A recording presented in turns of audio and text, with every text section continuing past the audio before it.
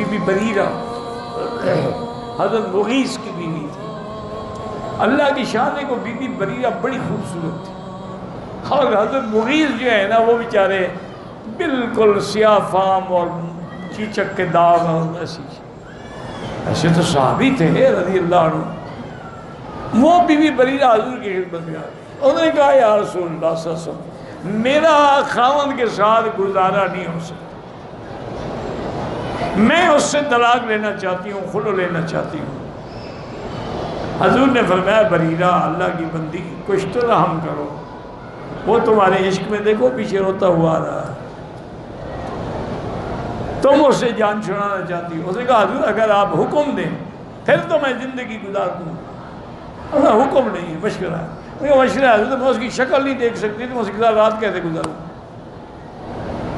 خلع ہو گیا. حضور نے فرمایا جو اس نے تمہیں باغ دیا تھا, پیسہ دیا تھا, واپس کرنا پڑے گا. اور نے کہا حضور وہ بھی اور باقی میری جائیداد بھی لے لے, میری جان چھوڑ دے بس.